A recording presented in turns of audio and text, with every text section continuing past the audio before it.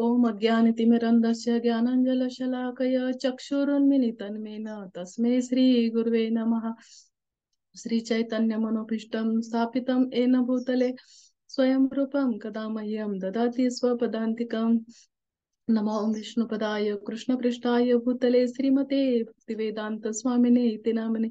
नमस्ते सरस्वती देवे गौरवाणी प्रचारिले निर्विशेष शून्यवादी पाश्चात्य देशतारिणे। जय श्री कृष्ण चैतन्य प्रभु नित्यानंद श्री अद्वैत गदाधर श्रीवासादि गौर भक्त वृंद। हरे कृष्णा कृष्णा कृष्णा हरे हरे, हरे राम राम राम हरे हरे। हरे कृष्णा कृष्णा कृष्णा हरे हरे, हरे राम राम राम हरे हरे। हरे कृष्णा कृष्णा कृष्णा हरे हरे, हरे राम राम राम हरे हरे। हरे कृष्णा। सर्व वैष्णवींच्या आजच्या सत्रामध्ये स्वागत। तसेच सर्वांच्या चरणी कोटी कोटी दंडवत प्रणाम। तर आज आपण 14व्या अध्यायातील 13वा श्लोक आज घेणार आहोत आपण। तर तो श्लोक अशा पद्धतीने आहे। अप्रकाशो प्रवृत्तिच प्रमादो मोह एव च तमस्येतानि जायते तमस्येतानि जायते विवृद्धे कुरुनंदन।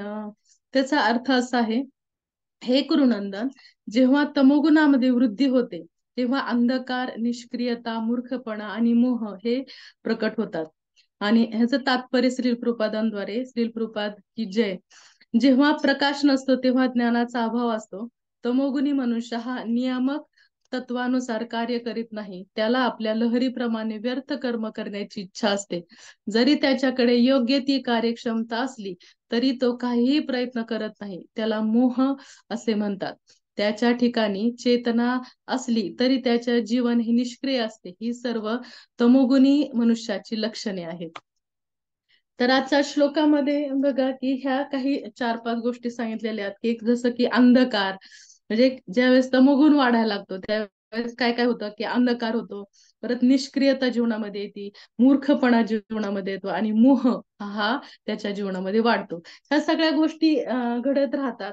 म्हणजे आपण जर सगळ्या कॅटेगरीज नुसार जर पाहिलं आपण, तर आपण ठरवलं की आपली कॅटेगरी काय आहे, ह्या सगळ्या गोष्टी जर पाहायला सुरुवात केली आपण, तर सुरुवातीला आपण काय करूया की आधी सत्वगुण पाहूया की सत्वगुणाविषयी जर जवळ गेलं तर आपल्याला असं वाटेल की आपण त्याच्या आसपास सुद्धा नाहीये सत्वगुणाच्या, ते जुळणारे सूत्र नाहीयेत आपल्या।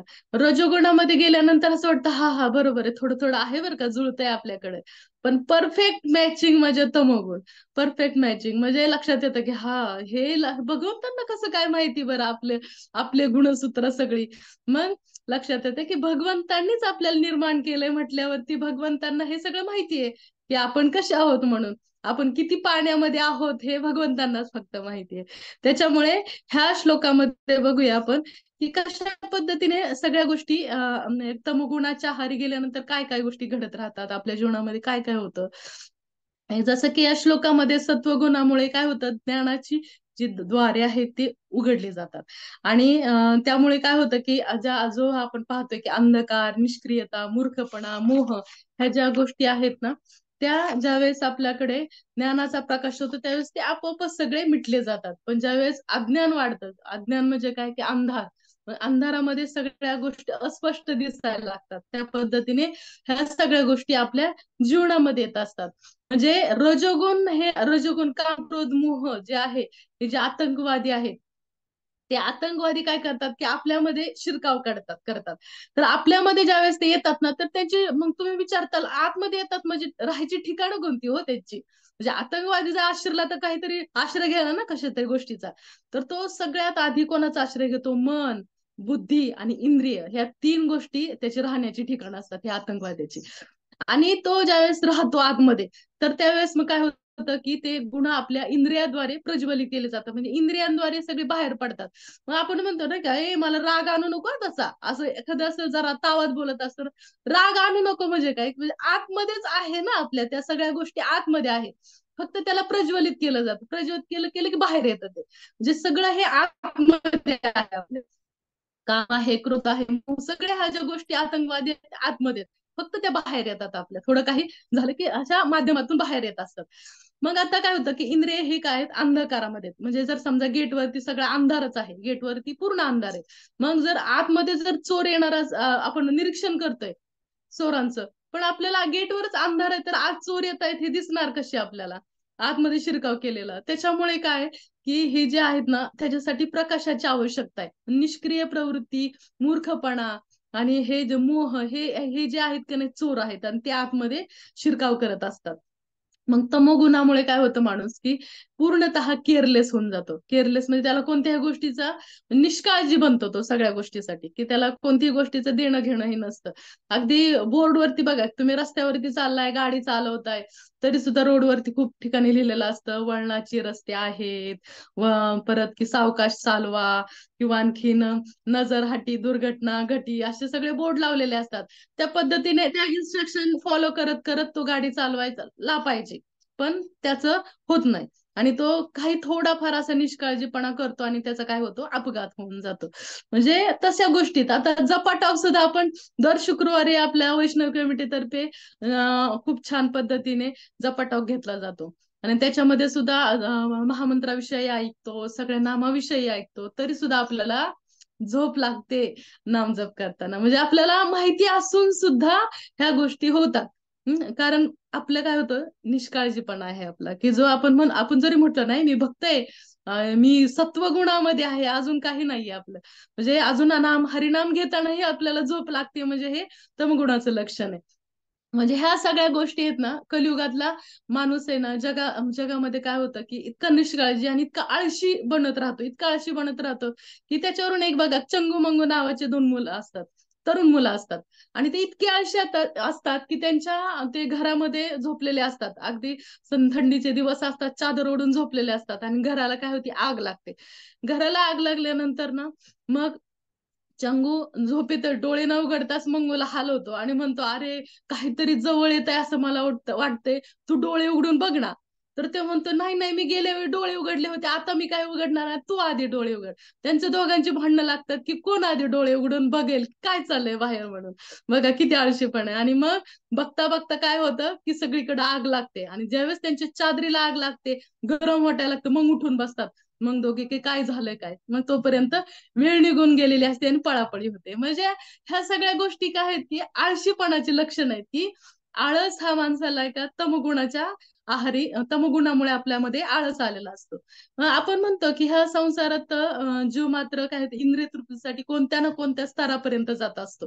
हा, मग कोणत्या ना भक्त काय होतं, भक्तांच्या जीवनामध्ये काय होतं, की कळायला लागते की अरे जीवन काय काय आहे, आपले जीवन की कधी हे जाऊ शकतं. ह्या सगळ्या गोष्टी ज्यावेळेस भक्तीमध्ये येतो ना, त्यावेळेस कळायला लागतं की मी आपण काय वागतोय, कसं वागतोय, हे कळायला सुरुवात होते. मग त्यावेळेस काय होतं की इंद्रिय तृप्तीचा जो बिझनेस आहे ना, तो ठप्प होऊन जातो. मग आपोआपच काय होतं की बऱ्याच गोष्टी कळायला लागल्यानंतर लक्षात येतं. आपण जोपर्यंत त्यामध्ये असतो ना, तोपर्यंत लक्षात येत नाही की आपण काय वागतोय, कसं वागतोय, हे काही कळत नाही. जस की नल आणि कुबेरांची कहाणी बघतो आपण, की नल आणि कुबेर हे मंदाकिनी नदीच्या किनाऱ्यावरती तिथं नदीमध्ये स्नान करत असतात, अगदी नग्न होऊन स्नान करत असतात, आणि अप्सरा त्यांच्या बरोबर असतात. प्रत्यक्ष नारद मुनी समोरून येतात, तरी नारद मुनी समोर आल्यावरती ह्या ज्या अप्सरा आहेत त्या स्वतःचं अंग झाकतात, पण त्यांना इतकीही सूद नसती की स्वतःचं अंग झाकून घ्यावं, किंवा वरिष्ठ वैष्णव आपल्या समोर आलेत, काही नाही त्यांना. आणि मग नारद मुनींना असं वाटतं की ह्याचा काही ना काहीतरी ह्याचा उद्धार व्हायला पाहिजे.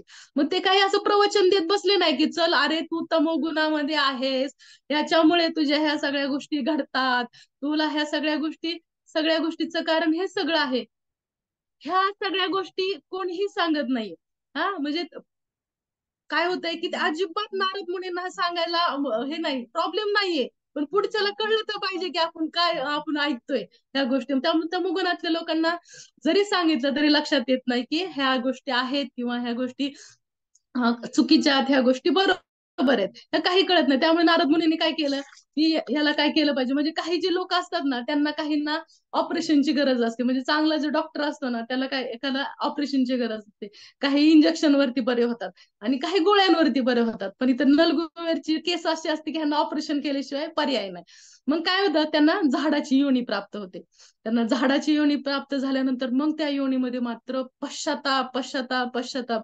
आणि मग नारद मुनींना त्यांनी असा हे पण केलं असं उद्धारासाठी त्यांना, की तुम्ही भगवान श्रीकृष्णांच्या दारामधले वृक्ष होताल म्हणून. आणि मग भगवान श्रीकृष्ण त्यांचा पुढे उद्धार करतात आणि त्यांना पुन्हा त्यांची गती प्राप्त होते. म्हणजे अशा पद्धतीने हे त्यांना आणखीन काळ जावा लागला, पश्चातापाची ती प्रोसेस यावं लागते. आणि ह्या त्याच्यानंतर त्यांना काय झालं, की त्यांना कळलं की आपण चुकीचं वागतोय की बरोबर वागतोय. ह्या सगळ्या गोष्टीतून जावं लागलं. एक परफेक्ट ज्ञानी डॉक्टर असतो ना, त्या गोष्टी करत असतो की त्याला माहिती की काय गोष्टी केल्या पाहिजेत. कारण आपल्याला माहिती नाही की आपण किती पाण्यामध्ये आहोत. आपण जरी किती भक्त झाला असलो तरी सांगा की आधीच्या जन्मी किती 100 जन्मी मांजरा असताल की 100 जन्मी उंदरा असताल, कोण असताल तुम्ही, काही माहिती नाही आपण किती जन्म काय असेल. आणि आपण आता किती प्रारब्ध आपलं शिल्लक आहे आणि आपण अजून किती आपल्याला जन्म घ्यायचे हे काही कोणाला माहिती नाही. त्याच्यामुळे की आपले हे जे मनाने मोहन उत्पन्न होतोय ना, हे सगळं आपल्या काही इंद्रियांनी उत्पन्न होत असतं. बघा की आता एक पतंग असतो, पतंग आपल्याला माहिती आहे की तो पतंगाला, एक किडा पतंग असतो, त्याला आगीची इतका मोह असतो की त्याच्या डोळ्याद्वारे मोह निर्माण होतो त्याचा. आणि त्याला असं वाटतं हा किती सुंदर आग आहे आणि ह्याच्यात जर मी आत उडी मारली तर काय जीवनात आनंदच आनंद, असं त्याला वाटायला लागतं किती आनंद आहे. पण आहे का आनंद त्या पतंगाला, की ज्यावेळेस उडी मारेल त्यावेळेस त्याचं अस्तित्व तो मिटवून टाकेल. हम्म.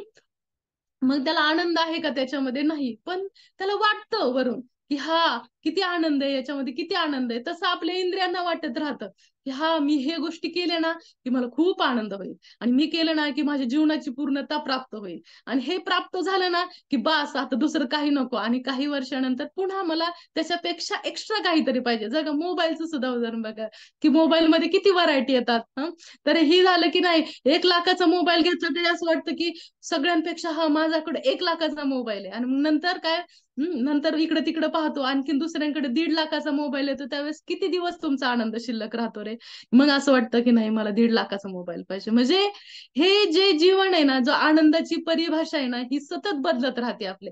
कारण आपल्याला खरा आनंदच नाहीये इथे. कारण आनंद प्रत्येक वेळी असं वाटतं याच्यात आनंद आहे, त्याच्यात आनंद आहे, आणि कशातही आनंद आपल्याला, भौतिक गोष्टीत आनंद सापडतच नाही आपल्याला.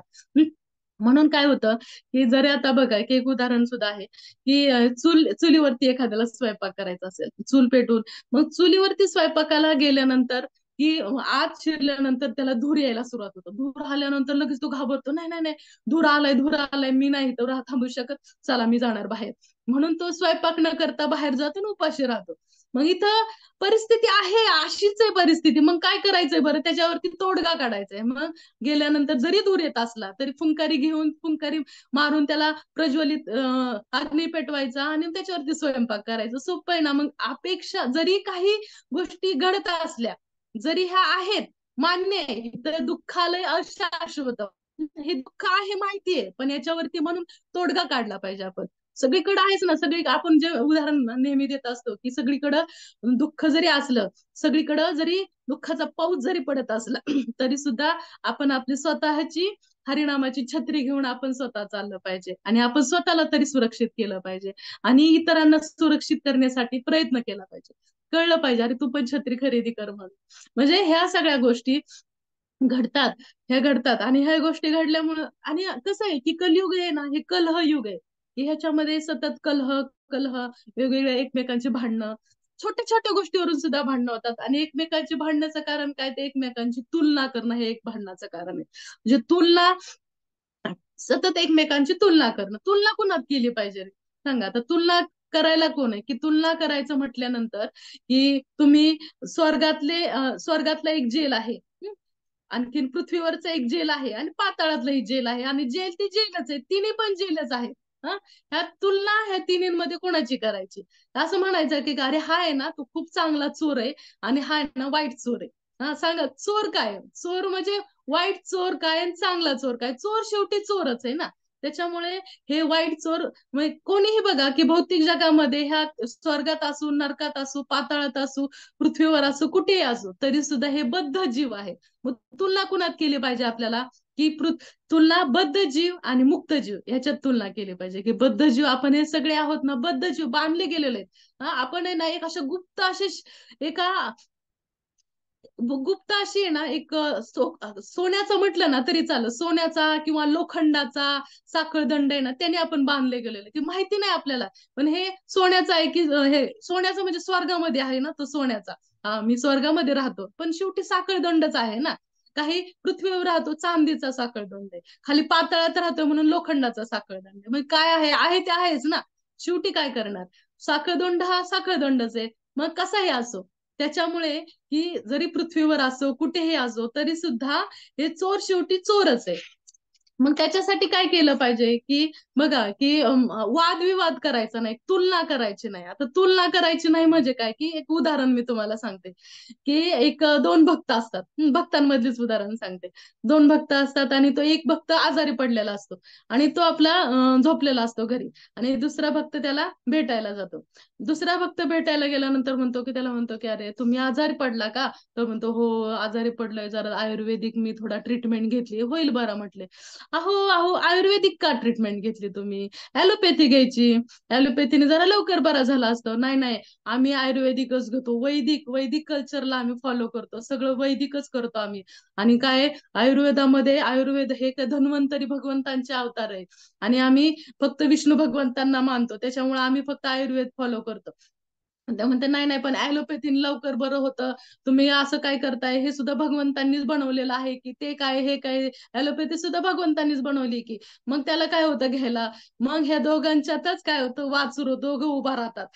मग ह्याच्यामध्ये ॲलोपॅथी काय आणि आयुर्वेदिक काय, म्हणजे काय झालं, ॲलोपॅथी काय नॅचरोपॅथी काय, ह्या सगळ्या वादामध्ये आपण कोणाला विसरतो, लक्ष्मीपतीला विसरतो. मग हे लक्ष्मीपती भगवंतांना हे आठवणीत ठेवण्यासाठी आपल्याला काय जास्त इमर्जन्सी आहे ते केलं पाहिजे. जसं प्रभुपाद काय करतात की आयुर्वेदिक ट्रीटमेंट घ्यायचे आणि नंतर त्यांना ज्यावेळेस असं वाटेल की आपल्याला आता लवकर बरं व्हायचंय किंवा आपल्याला प्रचारासाठी थोडे अडथळे निर्माण होत आहेत, की ॲलोपॅथी घ्यायचे.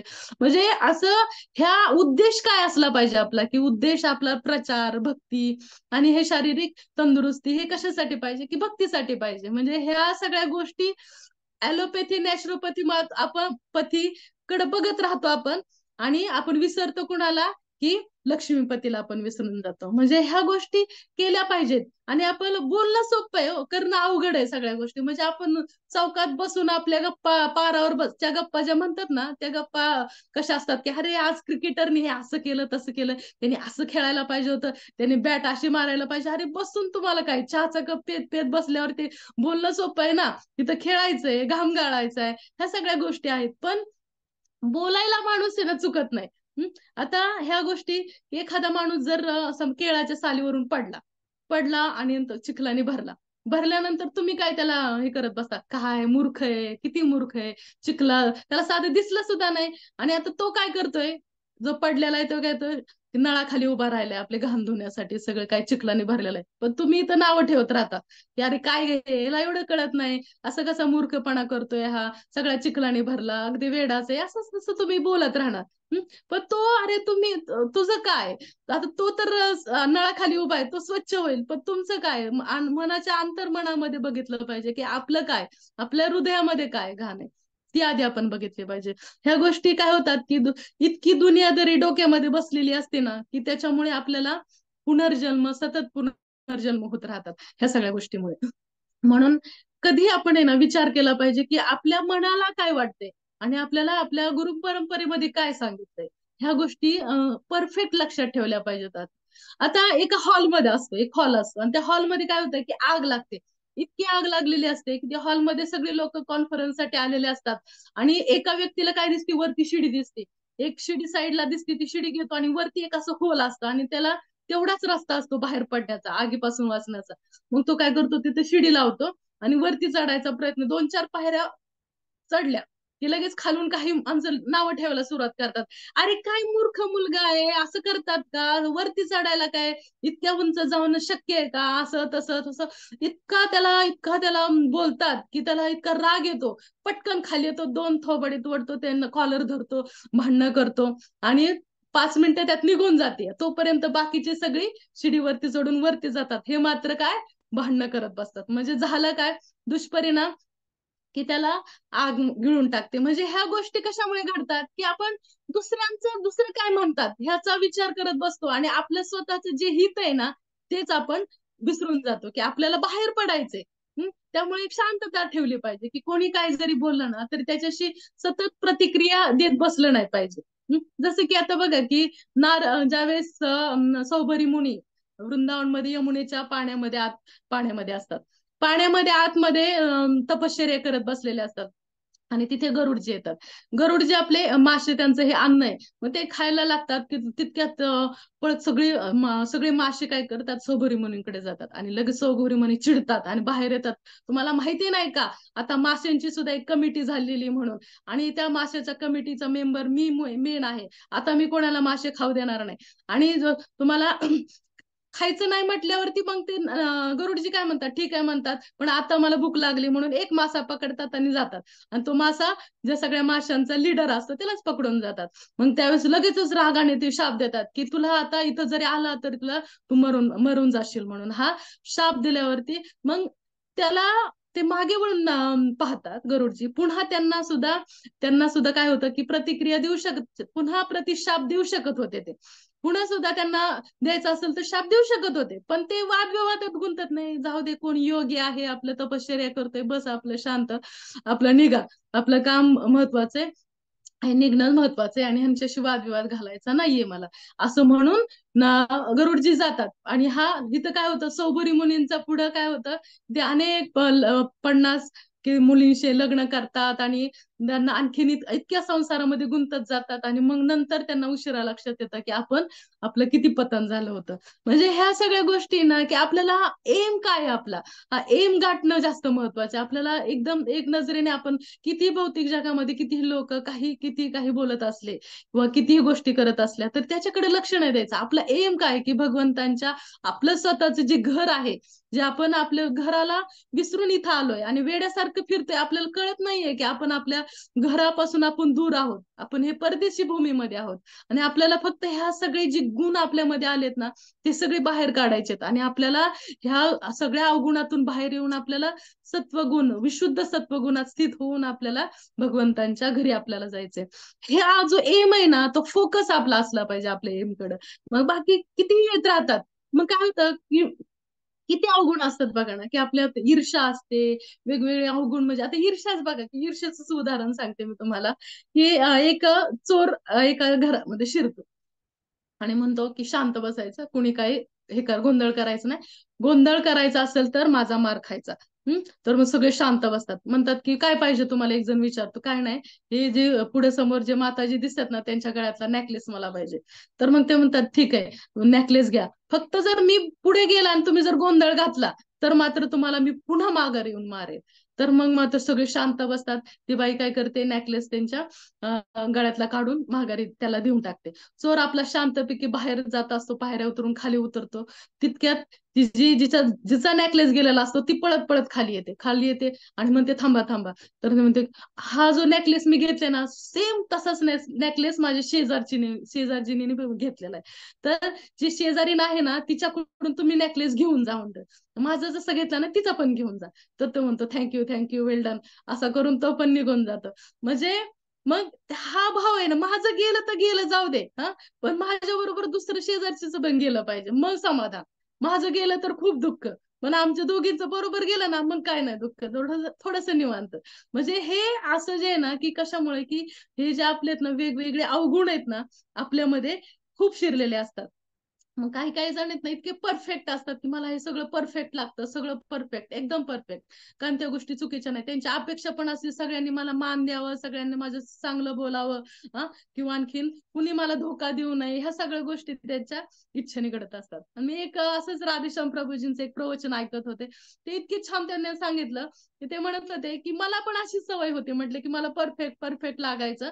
आणि ट्रेन मध्ये जाताना एकदा माझा जो असिस्टंट होते की त्यांना मी सांगितलेलं होतं लॅपटॉप बंद करायचा आणि लॉक मध्ये ठेवायचा, त्याच्याशिवाय झोपायचं नाही.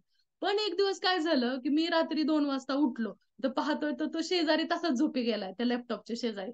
मग मी मात्र काय केलं की हळूच खाली खाली उतरलो, लॅपटॉप लॉक मध्ये ठेवला, माझ्या जवळच ठेवला. आणि मग तो मध्येच त्याला जाग आली, जाग आल्यावरती उठून बघतो लॅपटॉप गेला, लॅपटॉप गेला, इकडं तिकडं शोधत बसला. शोधत बसल्यानंतर मात्र मग शोधत बसल्यावरती मग मी त्याला म्हटलं नको शोधू, आहे माझ्याकडं, पुन्हा अशी चूक करायची नाही, असं करतात का चूक, असं तसं मी जरा जरा खवळलं त्याला म्हटले. आणि म्हटले आता अजिबात तुझ्याकडे लॅपटॉप ठेवणार नाही, मी माझ्याकडे लॅपटॉप ठेवणार म्हणून. आणि मग त्यांच्याकडे स्वतःकडे ते लॅपटॉप ठेवायला लागले. आणि एक दिवस असंच झालं प्रवासामध्ये, मी पण थकलो होतो आणि मी पण असाच लॅपटॉप ठेवून शेजारी झोपी गेलो. आणि मग माझा असिस्टंट उठला, उठल्यानंतर त्यांनी काय केलं ते लॅपटॉप घेतला आणि त्यांच्याकडे ठेवून दिला. आणि मग मला जाग आल्यानंतर मी उठला, इकडं तिकडं फिरायला लागलो. मग ते म्हणायला लागले काय मदत पाहिजे का, असिस्टंट म्हणायला लागले नाही नाही तू झोप, म्हणले काय नाही मदत पाहिजे. मी उठलो, ह्या बुगीतून त्या बुगीतून ह्या बुगीतून इकडं तिकडं फिरत राहिलो. शेवटी चैन हे केली आणि मग नंतर तो पळत आला आणि म्हणतोय तुम्ही लॅपटॉप शोधताय का, तो माझ्याकडेच आहे. बघा म्हणजे ते म्हटले ही चूक कधी ना कधी होत राहते, चूक ह्या सगळ्या गोष्टी होत राहतात. म्हणून मग ह्या चुकीवरती चूक होत राहते आपल्याकडून, कारण कोणाकडे कोणती गोष्ट परफेक्ट होत नसते. म्हणून काही गोष्टींमध्ये चिडचिड करायची नाही की नाही तू असं करतो तसं करतो. कामामध्ये इकडं तिकडं सेवेमध्ये इकडं तिकडं होत राहतं, कारण आपण सतत दुसऱ्यांकडून परफेक्टची अपेक्षा करतो. पण त्या गोष्टी आपल्याकडून पण होऊ शकतात, ही गोष्ट ही लक्षात आली पाहिजे. त्याच्यामुळे की हे जे आहेत ना सगळे तमगुणाची वेगवेगळी आपली काय होते की कमतरता आहेत आपल्यामध्ये, की आता त्या कमतरतेमुळे काय होतं की ह्या सगळ्या गोष्टी घडत राहतात. म्हणजे जसं की एखादा तमोगुणी व्यक्ती त्याचा आहार कसा आहे कळतो, ते झोप किती घेतोय तर कळतो. म्हणजे आहार त्याचं सतत तमोगुणी नॉनव्हेज वगैरे त्यांचा आहार असतो. झोप जास्तीत जास्त झोप त्याला लागत राहते, खूप झोप लागत राहते. आणि जे कार्य आहे ना त्याचं मंद राहतं, स्थिरता नसते कामामध्ये. म्हणजे जर तुम्ही जर भक्तीमध्ये नसला आणि पण परफेक्टली जर भक्तीमध्ये नसला आणि तुम्हाला सत्वगुणामध्ये जर नुसतंच यायचं असेल तरी सुद्धा आहे ना, त्याचं आहे ना त्यांनी त्याच्या भौतिक कार्यामध्ये सुद्धा तो प्रगती करू शकतो. पण तरी सुद्धा आहे ना त्याचं हे कंटिन्युटी राहत नाही, कारण ज्यावेळेस भक्तीमध्ये येतो ना त्यावेळेस सत्वगुण खऱ्या अर्थाने आपला येतो आणि मग त्याची कंटिन्युटी राहते, त्याच्यामध्ये परफेक्शन राहतं. त्याच्यामुळे की ह्या ज्या सगळे जे अंधार आहे त्यात कृष्ण सूर्य समान, माया हे अंधकार, जहार कृष्ण वहा तहार नाही माया राधिकार. म्हणजे कृष्ण जिथे आहेत ना तिथे ह्या सगळ्या तमगुण्याचं काही कारण नाहीये. जसं की आपण आता सगळे जे लक्षण आहेत त्याच्यामध्ये आपल्या त्या आजच्या श्लोकामध्ये जसं अंधकार हे लक्षण सांगितले. म्हणजे अंधकार म्हणजे काय की लाईट, लाईट लावलं की काय होतं, ते होतं अंधकार निघून जातो. म्हणजे अंधकार म्हणून काय असं नाही म्हणत की रे खूप अंधार झालाय मी थोडं झाडू सुपली घेतो, अंधार असा भरून टाकतो बाहेर फेकून देतो, असं म्हणू शकत नाही आपण. कारण भौतिक जगच हे अंधकारमय आहे. बघा सूर्य ज्यावेळेस जातो ना त्यावेळेस सगळा अंधार पडतो आणि सूर्य आल्यानंतरच उजेड पडतो. कधी कधी सूर्याभोवती जर ढग साठले तर त्यावेळेस सुद्धा आपल्याकडे बघा की अंधार दिसतो, अंधार सगळे. म्हणजे हे जगच आहे ना अंधारमय आहे. इथं उजेडाची अपेक्षा फक्त आपण सूर्याकडून करू शकतो. म्हणजे अशा पद्धतीने की हे आपल्याला कळलं पाहिजे की संसारिक ज्ञान आपण शिकलं पाहिजे. त्या संसारिक ज्ञानामध्ये काय सत्य आहे. मी हे एक शरीर नाहीये. मग पण आहे ना आपलं सगळं एक सर्कल असतं आपलं की मी माझ्या शरीराला मी कसा आराम देऊ, मी माझ्या शरीराला कसं सुंदर करू, मी माझ्या शरीराला उंच कसं करू, मी माझ्या शरीराला म्हणजे ह्या शरीराशी संबंधित लोक कसे वाढवू. ह्या सगळ्या गोष्टी ना फक्त आपल्याला ना अंधकारात असल्यामुळे ना सतत आपल्याला ना तेच आपला फोकस असतो की मी माझ्या शरीराविषयी काय करू. हेच फक्त आपल्या फोकसचं कारण असतं. मग त्याच्यासाठी काय ओम अज्ञान तिमिरंधस्य ज्ञानांजल शलाकय, म्हणजे हे गुरु आहेत ना ते आपल्या जीवनामध्ये प्रकाश आणत असतात. पण चक्षुदान देलो जई, जन्मे जन्मे प्रभू से, दिव्य ज्ञान हृदय प्रकाशित. म्हणजे आपल्या हृदयामध्ये जे दिव्य ज्ञान आहे ना, ते आपल्याला गुरुच फक्त आणू शकतात. आणि गुरूंचा आश्रय घेतला ना, त्यांच्या कृपेने आपल्याला हे चक्षु मिळतात. आपल्याला योग्य असे डोळे मिळतात, की हे काय चुकीचं आहे आणि काय बरोबर आहे. बघा, की आपल्याला कळतं, की हे चुकलंय. म्हणजे जसं की आपण ज्यावेळेस पडतो ना खाली, ज्यावेळेस पडल्यानंतर सुद्धा आपण बघा, की पटकन उठतो. इकडं तिकडं बघतो. आपले कुणी आपल्याला बघितलंय बघितलंय का नाही बघितलं, असं सरळ चालत जातो, एका कोपऱ्यात जातो आणि मग बघतो की आपल्याला कुठं लागलंय का. इतकं आपल्याला हे असतं, की आपल्याला कुणी बघू नये असं वाटतं, की आपण पडलोय म्हणून. पण एखादा दारुडा असतो, की तो काय रस्त्यात एक नालीत जाऊन पडलेला असतो, पण त्याला घेणं देणं नसतं, की कोण आपल्याला बघतंय का नाही बघतंय. का? तर अज्ञान आहे, त्याला अज्ञान आहे, की त्याला काही देणं घेणं नसतं. पण ज्यावेळेस ज्ञानात येतो ना, त्यावेळेस आपल्याला कळतं, अरे, की आपल्याला कोणीतरी अशा वेगळ्या अवस्थेमध्ये, वाईट अवस्थेमध्ये बघू नये असं आपल्याला असं वाटतं. म्हणजे त्यावेळेस त्याला ना पाप काय आणि पुण्य काय हे कळायला लागतं. मग त्याच्यात पश्चातापाची भूमिका निर्माण होते, की पश्चाताप होतो, की अरे, मी हे केलं ना ते चुकीचं केलंय. हे त्याला पश्चाताप निर्माण होतं त्यावेळेस. म्हणजे हे काय आहे, ज्यावेळेस ज्ञानातून आपण अंधारातून ज्यावेळेस आपण उजेडाकडे येतो त्यावेळेस, म्हणजे हे अंधकारमय हा एक पॉइंट झाला. आणि दुसरा आहे निष्क्रियता. आता निष्क्रियतेमध्ये सुद्धा म्हणजे काय, की जडता. जडता म्हणजे काय, जगातले जे लोक आहेत ते लोक काय तर की त्यांना ज्ञान कमी आहे, ज्ञान कमी पण आहे ना, स्वतः खूप ज्ञानी असल्याचा भाव दाखवत असतात त्यांना, की ही आहे जडता. म्हणजे जसं की प्रोपात काय करतात, मिस्टर फॉकचं उदाहरण खूप सांगत असतात. फ्रॉक काय करत असतं, म्हणजे बेडूक. की एक बेडूक आहे ना, समुद्राच्या लाटांच्या ह्याच्यातून आहे ना, असा हवेतून एका विहिरीत येऊन पडतं. आणि विहिरीत आल्यावरती पडल्यावरती तिथं एक दुसरा बेडूक असतो. आणि हा त्या बेडकाला म्हणतो, तू कुठून आला? तो म्हणतो, मी अरे समुद्रातून आलोय. तर म्हणतो, समुद्र कसले काय चीज आहे? तर म्हणतो, समुद्र माहिती नाही तुला? तर म्हणते, खूप मोठा असतो समुद्र. तर ते म्हणतो, केवढा रे केवढा? ह्या विहिरीपेक्षा डबल असतो का? म्हणतो. अरे कसं सांगू तुला, विहिरीपेक्षा डबल नाही. मग नाही नाही, मग 10 पट असेल ना विहिरीपेक्षा. तर म्हटलं, नाही रे, तुला नाही कळणार. म्हणजे ही सीमित बुद्धी आहे आपली. आपण जर म्हटलं ना, हे भगवंत आहेत ना, की ते किती ओझं उचलू शकतात सांगा बरं. मी तर 10 किलो उचलू शकतो. मग भगवंत 20 किलो, 20,000 किलो उचलू शकतात का? 20,000 किलो नाही, बरं 1,000 किलो उचलू शकतात का? मग ही आपली ना सीमित बुद्धी चौकणात अडकलेली सीमित बुद्धी. आपल्याला कल्पनाच करू शकत नाही की भगवंत किती ओझं उचलू शकतात. की जसं प्रभुपादांनी असं उदाहरण सांग, प्रभुपादांनी एक विचारलं, की एक असा डोंगर बनवू शकतात की ते कोणी उचलू शकणार नाही. आणि तो डोंगर पुन्हा कोण उचलेल बरं? मग ते म्हणतात, की हा असा डोंगर आहेत ना, प्रभुपाद म्हणतात, की भगवंत बनवूही शकतात आणि ते स्वतः उचलूही शकतात. म्हणजे अचिंत्य चित्त भेदाभेद तत्व आहे. म्हणजे हे कळू शकत नाही. आपण आपल्या सीमित बुद्धीच्याही पलीकडे ह्या सगळ्या गोष्टी आहेत, की भगवंत काय हे, की आपली लिमिटेड बुद्धी. काय लिमिटेड बुद्धी? आज काय जेवायला बनवणार आहे? बरं, उद्या पनीर पकोडा बनवशील का? संध्याकाळी मग उडीद पकोडा बनव.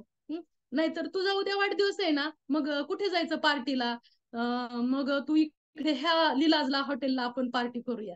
मग हे आपले हे विचार, हे आपले बोलण्याची पद्धती आपले त्याच्या पुढे नाहीये. आपण जन्म मृत्यूच्याही पुढे आपला विचार आपला नाहीये. आपला विचार खूप सीमित आहे, की आपलं तेवढंच बोलणं. त्याच्याही पुढे काहीतरी आहे, ह्या जीवनाच्याही पुढे काहीतरी आहे, हा विचार करणं खूप गरजेचं आहे. आणि पुढचा पॉइंट आहे मूर्खपणा. म्हणजे मूर्खपणा म्हणजे एक मेणबत्ती असते, मेणबत्ती पेटवलेली असते आणि बाळ, छोटासा जरा मुलगा असतो, तो जातो त्या पळत तिथं बाळ ह्याच्याकडे, मेणबत्तीकडे, आणि म्हणतो की मला ती मेणबत्ती घ्यायची, मला घ्यायची. तर आई म्हणते, नको घेऊ, अरे ते भाजेल. नाही, तो ऐकतच नाही. खाली सगळं भोंगा पसरवतो, पाय पसरवतो आणि मला पाहिजे पाहिजे मोठ्या मोठ्याने ओरडायला सुरुवात करतो. आई किती प्रयत्न त्याला सांगते, अरे नाही येतो, नाही ते चांगलं नाहीये, तुला भाजेल. किती सांगितलं तरी तो ऐकत नाही. तशी अवस्था आपल्यासारखेचे आहे. 4 नियम पालन करणं हे खूप महत्वाचं आहे, पण पालन केलं जात नाही. मग ह्या सगळ्या गोष्टी, की ह्या भौतिक जगामध्ये हरिनाम किती महत्वाचे, तर सुद्धा ते तीव्रतेने घेतलं जात नाही. म्हणजे ह्या सगळ्या गोष्टी तर 99% नाम घेतल्यानंतर आपण आपल्या भौतिक जगातून आपण आध्यात्मिक जगताकडे जाऊ शकतो, किंवा आणखीन 1% म्हणजे सगळ्या सेवा आहेत त्या सुद्धा परफेक्टली केल्या पाहिजे. ह्या सगळ्या गोष्टी माहिती आहेत, तरी सुद्धा आपलं नाहरी नामावर फोकस होत नाही. ही आपली मूर्खपणा आहे ना, मूर्खता आहे आपली. ही माहिती आहे ह्या सगळ्या गोष्टी, पण आपल्याकडून घडत नाहीत ह्या गोष्टी. कारण आपल्यामध्ये काय आहे, तर ती तेवढी बुद्धी नाहीये आपली अजून तेवढी आपल्यातून लवल्यमता नाहीये. म्हणजे लवल्यमता ती मूल्य जे म्हणतात ना, ती लवल्यमता आपल्यात अजून सुद्धा नाहीये. त्याच्यामुळे ह्या गोष्टी घडत राहतात. पुढचं आहे मोह. आता मोहामध्ये सुद्धा आपण सांसारिक गोष्टीमध्ये इतक्या फसलोय आपण, की आपल्यालाच कळत नाहीये की आपल्याला ह्या गोष्टी आपल्या ह्या चांगल्या आहेत का हे वाईट आहेत ह्याच कळत नाहीत. किती जाहिराती लागतात बघा, हे जाहिरातीतून आपल्यात मोह निर्माण होतो की हा, ही गोष्ट माझ्याकडे पाहिजे. हा, ती गोष्ट जर आली ना तर खूप आनंदी होईल माझं जीवन. ह्या सगळ्या गोष्टी ना आपल्याला मोहात पाडतात. बघा इतकं मोहात पडतात की जसं की आपण कितीतरी वेळा आहे ना मायेद्वारे ठगले जातो, म्हणजे फसवले जातो आपण मायेद्वारे, की सरळ सरळ फसले जातो आणि आपण त्यात फसतो आपण. म्हणजे जसं की जीव जागो गौरीचंद्र बोले, कथ निद्रा जाव माया पिशाची रकोली. म्हणजे तुम्ही गौरांग महाप्रभू म्हणतायत उठा रे, तू झोपलाय, तू मायेच्या पिशाची जी माया आहे ना तिच्या मांडीवरती झोपलेला हे तुला कसं लक्षात येत नाही. तू बाहेर पड, ह्याच्यातून बाहेर पड. हे तीव्रतेने महाप्रभू आपल्याला येऊन सांगतायत, पण तरी सुद्धा आपले अजून सुद्धा डोळे उघडत नाही. आपल्याला माहिती नाही आत्ताचा जो श्वास आहे हा आपला शेवटचा आहे का, हा शेवटचा श्वास आहे का हे आपल्याला अजूनही माहिती नाही. तर अजून त्याच्यानंतर आपल्या तितकी तीव्रता आपल्या हरिनामामध्ये येते का, येत नाही. आपण अजून सुद्धा म्हणजे आपण म्हणतो की हा, की जीवनानंतर आहे ना की कधी आपला मृत्यू येऊ शकतो, हे म्हणतो, म्हणायला सोपं आहे. पण आपल्यात ती तीव्रता येते का की नाही, की काही होऊ शकतं ना, की एवढी माळ झाल्यानंतर नंतर मृत्यू येऊ शकतो, पण आपल्याला अजून वाटतं नाही नाही, या 16 माळा माझ्या कंप्लीट होतील. असा अजून विश्वास आहे आपला. म्हणजे तितका, म्हणजे आपण आपलं हे काय अज्ञान आहे आपलं, की आपल्याला अजून तितका विश्वास आहे की नाही, अजून मला खूप मोठा जन्म आहे, म्हणजे खूप अजून आयुष्य आहे, असा आपला विश्वास आहे. म्हणजे हे हे आपल्यातलं आहे ना, आपल्यातलं अज्ञान आहे. मग ह्या सगळ्या ज्या गोष्टी आहेत ना, की आपल्याला भगवान श्रीकृष्णांना अर्जुन सांगतायत की ह्या सगळ्या गोष्टीत, ह्या ज्या गोष्टीत अंधकार आहे, निष्क्रियता आहे, मूर्खपणा आहे, मोह आहे, ह्या सगळ्या गोष्टीत ना आपल्या जीवनामध्ये ज्यावेळेस येतात ना, हे तमगुणाची लक्षण आहेत. आणि आपण अभ्यास केला पाहिजे, सतत सतत अभ्यास केला पाहिजे की की हे तमगुणाचे लक्षण आहेत, हे सत्वगुणाचे लक्षण, हे रजगुणाचे आहेत. मग आपल्या जीवनामध्ये आपण सगळं संमिश्रण असतं, आपल्या जीवनामध्ये सगळ्याचं संमिश्रण असतं. मग आपण अभ्यास केला ना की आपलं, हा, ह्या गोष्टी घडल्यात आता माझ्या बाबतीत, मी इतका आळशीपणा केलाय म्हणजे माझ्यात तमगुण आलाय. मग आपल्याला ह्या आळशातून बाहेर पडलं पाहिजे, त्यासाठी काय केलं पाहिजे, जास्तीत जास्त नामस्मरण केलं, जास्तीत जास्त कथांचं श्रवण केलं की मी जरा सत्वगुणात येईल. म्हणजे जरी क्रिया घडली, घडून गेली, तरी सुद्धा आपण लगेचच सावध झालं पाहिजे, एकदम सावध. कारण आपला फोकस असला पाहिजे की आपण जायचंय कुठं. त्याच्यासाठी रस्ता भटकटून द्यायचा नाही आपल्याला. रस्त्यातून आहे ना इकडे तिकडे खूप आपल्याला मिळणार येतं प्रलोभन, पण आपल्याला रस्ता फक्त स्ट्रेट धरायचा आहे. आणि त्याच्यासाठी नामाचा, कथेचा, भक्तांचा प्रामाणिक आश्रय घ्यायचा. हरे कृष्णा हरे कृष्णा कृष्ण कृष्ण हरे हरे, हरे राम राम राम हरे हरे. सर्वांच्या चरणी कोटी कोटी दंडवत. काही चुकीचे शब्द अनोळ्याने गेले असतील तर माफ करा. आणि जे काही बरोबर असेल ते नित्यानंद प्रभू आणि गुरु महाराज यांच्या कृपा आशीर्वाद आहे. हरे कृष्ण.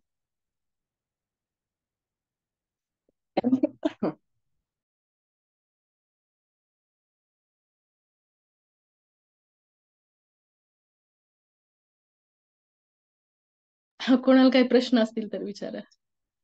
सेटिंग चेंज करायला आहे का कोणी? हा, हरी बोल. खूप छान लेक्चर झालं. सॉरी, मला होस्ट केलेलं मी आता पाहिलं. एकच मिनिट, हा करते चेंज.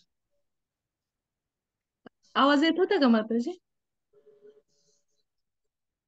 हो हो येत होता ना? हो, व्यवस्थित आहे.